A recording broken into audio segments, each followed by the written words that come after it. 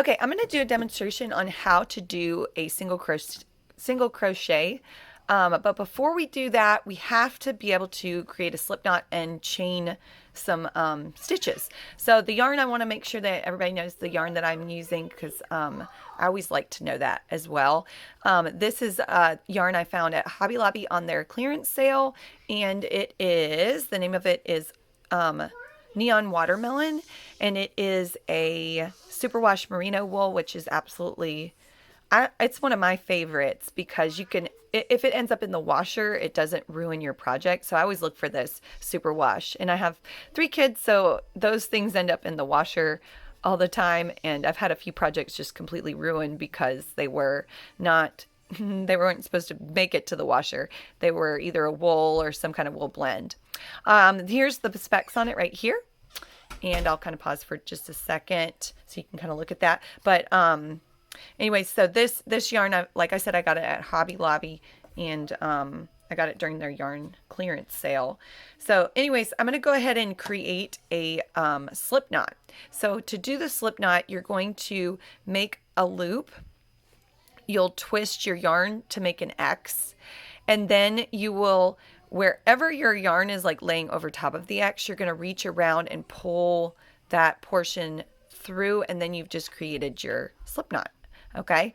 All right. So this video is mainly just for beginners, beginners to crochet, but so creating a slip knot might be brand new to you, or it may not be. So either way, I'm going to go ahead and show you, for you to test to see if you actually created a slip knot and not just a loop. If you pull on both ends, it will pop and come right undone. All right, so I'm going to go ahead and jump in, and we are going to create a slip knot again. Like I said, there's other ways of creating this. This is just the way I've learned how to do it. All right, I place my hook inside the loop that I've created, and I kind of pull it a little bit tight, not too tight. I need some room to pull the yarn through to create my chain. All right, so to create a chain, you yarn over your hook and pull through the loop, and then you've created your first chain stitch. Again, yarn over and pull through. So that's my second one. Yarn over, pull through. There's my third, and yarn over and pull through. Yarn over and pull through. Let's see. So now I've got a total of 1, 2, 3, 4, 5 chain stitches. I'm going to create one more because that's going to be like my end point. So I'm going to do 6 chain stitches. This demonstration is only showing where we're going to create 5 single crochets along my chain. So you want to have 1 for each chain that you're going to create your single crochets, and then plus 1 on the end to create the end part. You'll see in just a second. So I'm going to go ahead and I've kind of got the yarn draped over my my index finger, and then I'm holding it below, just kind of lightly with my pinky and my I don't know, my ring finger. Yeah. Okay, so the next thing I'm going to do, and I'm going to identify where my chain stitches are, and I usually just place my hook through one of the chain stitches, the next one, but we want to skip that one loop, and it's kind of hard to see, but you want to skip the last one because that counts as the end. And I'm going to go to the next chain stitch. I'm going to place my crochet hook through that. I'm going to yarn over, I'm going to pull through, and then I'm going to yarn over again, and as you can see, I've got 2 loops on my hook. I'm going to yarn over, and then I'm going to pull through both stitches. Okay. All right. Once again, I'm going to go to the next stitch, my next chain stitch. I'm going to yarn over, pull through. I have 2 loops. I'm going to yarn over and pull through both loops. Okay. Let's do another single crochet. We're going in to the next stitch, yarn over, pull through, and yarn over and pull through both. And again, stick the hook through the next one. I think I'm on the 4th one. Yeah, I have 1 more left. Yarn over, pull through. And last but not least, there's my 5th single crochet and pull through. Now it's a little bit difficult when you're going through the chain stitches to kind of see what is going on. You have to kind of build it before you see. At least that's how I feel. Whenever I'm putting it on the chain stitch, I feel like I'm not really creating a whole lot. And actually it feels almost like I'm making a mess. But once you're done, you should have these V shapes on the top part. And they almost remind, I mean, they are very similar to a knit stitch if you are a knitter. So it makes like a little V. And like I said, if you're familiar with knitting, you know that knit stitches and purl stitches are kind of the foundation of knitting. This is like our foundation of crochet, learning how to single crochet, double crochet, triple crochet, and then there's also the magic ring, which also kind of ties into knitting as well, because there's the magic loop method. So those are kind of like those foundational pieces in fiber arts. Okay, all right, so now we are going to create one more chain stitch. So I'm gonna yarn over around my hook and pull it through, creating one more chain stitch. That gives us the height so that we can create the next row of single crochet. All right, so I'm gonna go through the V underneath. So this is where we're actually building our product. So I'm going underneath both V shape stitches, like I'm building on top. I'm yarning over and I'm pulling through, and there's the 2 loops. Yarn over and pull through both loops, and there is my first single crochet on my second row. All right, again, I'm going to go through underneath the V, yarn over, pull through 2 loops, and yarn over and pull through both loops. And now I've got my second single crochet. All right, again, I'm going to continue to do this throughout this row, and this is actually my second row. Pull through both.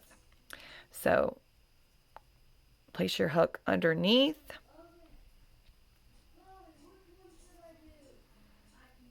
and pull through. Now I've got my loop, yarn over, pull through both loops. All right, now I'm on my last one, and this one's kind of like, it's kind of messy on the end, but there's the V shape. Place your hook through underneath both, because you want both those to be part of your single crochet.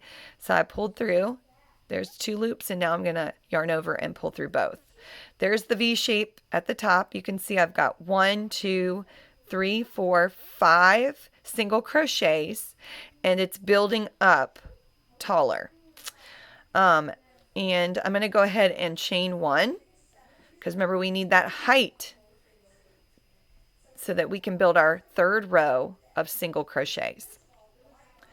And so there we go. And we're going to continue to do that throughout. So I'm going to go into that next single crochet, pull through, and yarn over and pull through both. All right, I'm going to continue to do this for just a few more minutes, but that is it, you guys. That is how to do a single crochet. And as you practice, I would just continue to practice this stitch over and over again. Maybe you might not have a project in mind, but this would be the best way, is just kind of practice holding the yarn, figuring out what works, and don't forget to do that last little chain 1 as you finish each row. And do not go into that. That's just, like I said, to build the height of your desired project, and you won't lose those 5 single crochets as you're building your project upward. I'm going to continue to do this.